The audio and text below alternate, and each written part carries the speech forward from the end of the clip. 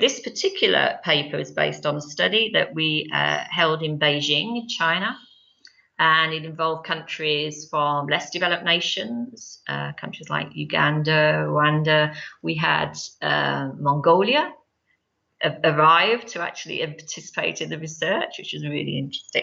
But we also then have developed countries, so we usually have the United States and the UK and a lot of the European countries. And then what we try to do is to really make sense across all of these case studies. So because we're interested in small businesses in this particular, this research had to get not just the public procurement perspective of how they were trying to get small businesses to be in their supply chains, we also had to get the small business perspective. And that's where the interest is in this paper for me, because it isn't that governments don't want to engage small businesses. They do. They appreciate all of the benefits to economy and society of doing that. So they all have policies. Most of them will have policies to want to do that.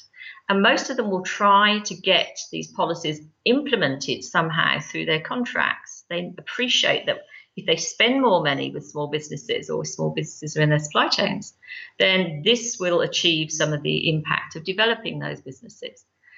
And yet, most of the countries are frustrated at their performance. They just can't seem to get them engaged. So even with these policies and trying to implement them, they're not working. So this particular paper was really saying, why with the will of governments to do this, and small businesses want to do this, why are they just not connecting in these supply chains? So our findings are, I think, actually quite interesting. In most of the policymakers and their public procurement departments are a little bit detached. They're not really speaking to small businesses. So there aren't enough dialogues going on. So these governments and public procurement bodies experiment with all sorts of ways, really quite innovative ways. You know, some of them have competitions for small businesses with prizes where, and they do a lot of very fancy websites, information. They offer training. But the small businesses haven't got enough time, and also that's not what they need. These are businesses where they're cash constrained, they don't have slack resources. What they actually need is simple things like governments have got to pay them on time, because they will go bankrupt. It's, you know, they are working at the edge all the time of cash flow. They appreciate if they can reduce the costs of trying to engage. The bureaucracy costs them so much resource and money to be able to just apply to be part of these government contracts. If you're a large business, you've got departments that do this for you, but small businesses don't have this slack. So what we found in this paper, which is really quite simple, it's saying, listen to small businesses. What they're telling us is that it's more financial oriented mechanisms that you could use to engage them. And you're actually wasting a lot of your money on all of the informational types of mechanisms, because that's not really helping them, and they don't appreciate that. So because we had public procurement practitioners, senior people, we had the guy who shops for the US Navy, we had the person who shops for all of Norway, you know, really people who shop, the person who shops for Wales. So you have whole countries, the most senior public procurement people in the room, and they are learning through these studies, and they're going, really? As we're actually revealing what's happening internationally and in these workshops, they all have dialogues, and they just said, well, so what do you do? So somebody in Canada then said, I'm going to come over to the UK and I'm going to sit down with you. So there's the exchanges that start to happen in the network as well. So in terms of benefits for practitioners, there's an awful lot of learning, and they don't, in their day-to-day jobs, they don't get out. They don't get out internationally. It's governments don't fund that type of travel and exchange to learn. They're very centered in their own countries.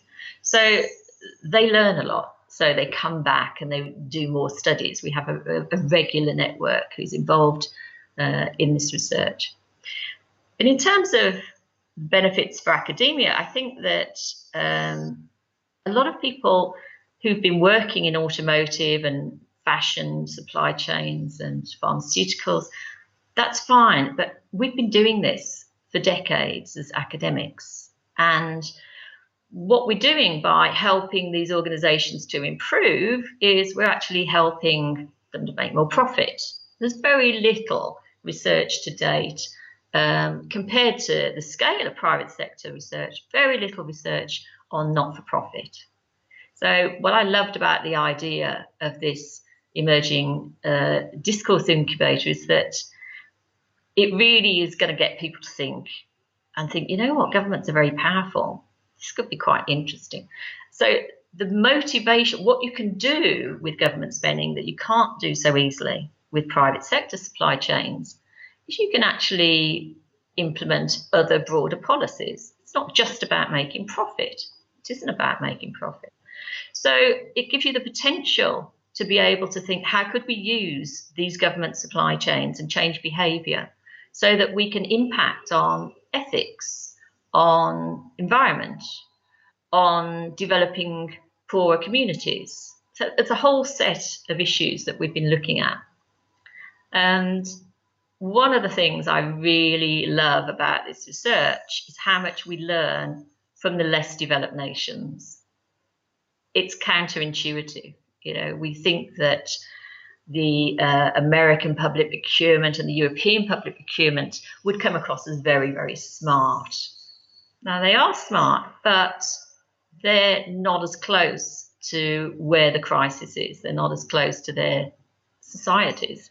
So what we love about the less developed nations, they are at the heart of problems of poverty, war zones, all sorts of issues that they use very deliberately their government supply chains to make an impact in a way that it's less apparent in private sector, because at the end of the day, you've got to do something for your shareholders.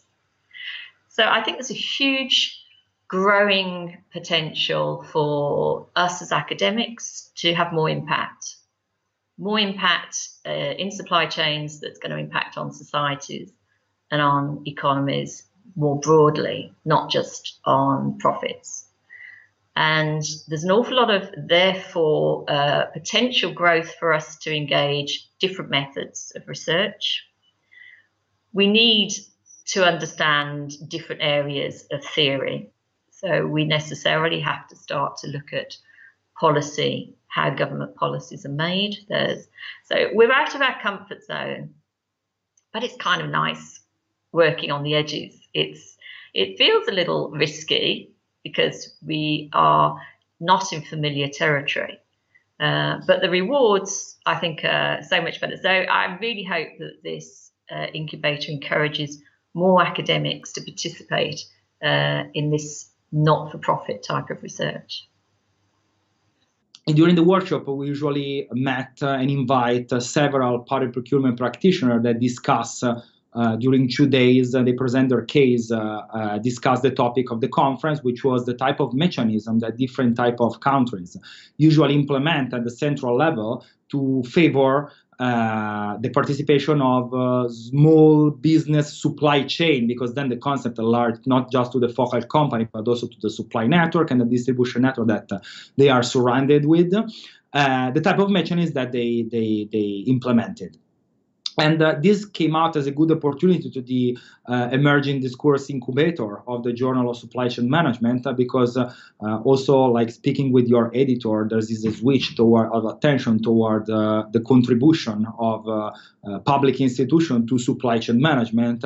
So this would find a good fit with your special issue as the call for paper, because it shows how actually some government decision can impact supply chain, in particular, not supply chain of multinational and big companies, but supply chain of small, medium businesses, which are the ones that are in number, are prevalent in several economies. Particularly, this was very interesting because the point of strength of this paper, and also like the main interesting aspect of result, is that everything that you see included was obtained to what is called a co-production of research, which was very exciting to be like part of that and see, because for me it was the first time. It means that basically academics are not just analyzing by themselves information, collecting by themselves information, and getting out from this their result, but there is a continuous interaction and workflow and confrontation with people in the real world, in particular policymaker, to check if these results are aligned with the key message that they want to communicate with the workshop, through the workshop. So this was very interesting because we start from a problem which is rooted in the academic literature, and it's also interest for many scholars. So how economies through public institutions can support small business supply chain.